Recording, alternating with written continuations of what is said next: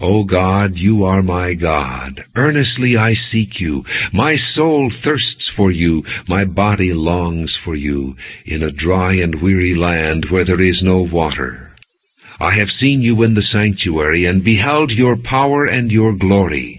Because your love is better than life, my lips will glorify you. I will praise you as long as I live, and in your name I will lift up my hands. My soul will be satisfied as with the richest of foods. With singing lips my mouth will praise you. On my bed I remember you. I think of you through the watches of the night. Because you are my help, I sing in the shadow of your wings. My soul clings to you. Your right hand upholds me.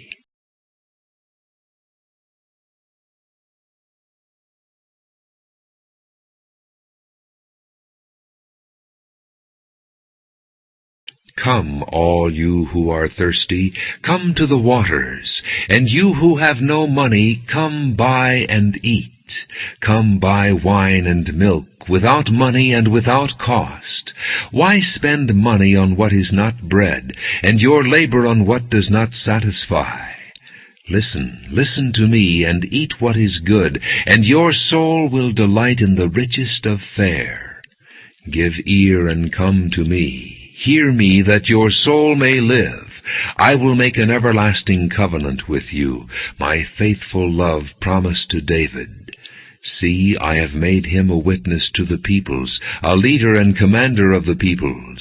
Surely you will summon nations you know not, and nations that do not know you will hasten to you, because of the Lord your God, the Holy One of Israel, for he has endowed you with splendor.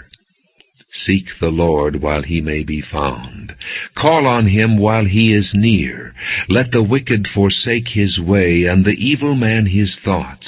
Let him turn to the Lord, and he will have mercy on him, and to our God, for he will freely pardon. For my thoughts are not your thoughts, neither are your ways my ways, declares the Lord. As the heavens are higher than the earth, so are my ways higher than your ways, and my thoughts than your thoughts.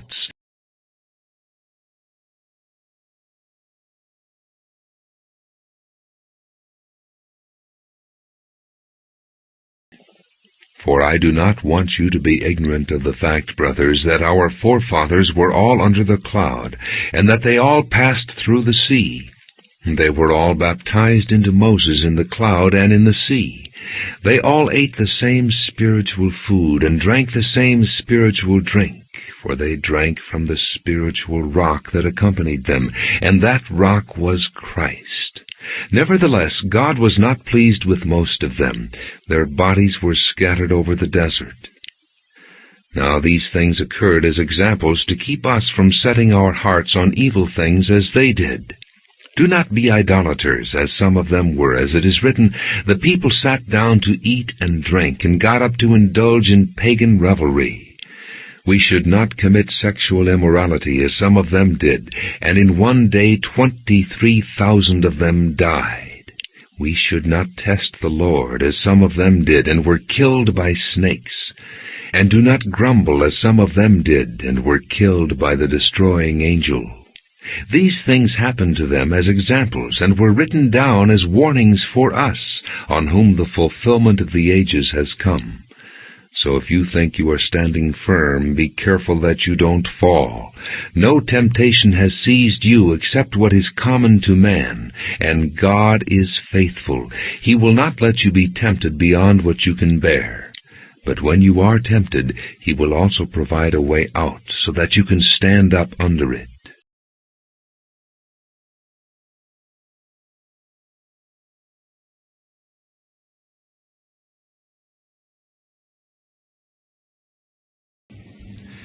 Now there were some present at that time who told Jesus about the Galileans whose blood Pilate had mixed with their sacrifices.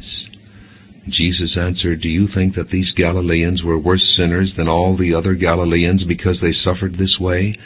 I tell you, no. But unless you repent, you too will all perish.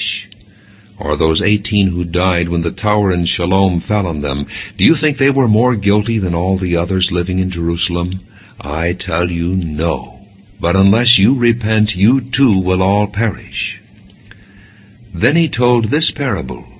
A man had a fig tree planted in his vineyard, and he went to look for fruit on it, but did not find any. So he said to the man who took care of the vineyard, For 3 years now I've been coming to look for fruit on this fig tree, and haven't found any. Cut it down. Why should it use up the soil? Sir, the man replied, Leave it alone for 1 more year, and I'll dig around it and fertilize it. If it bears fruit next year, fine. If not, then cut it down.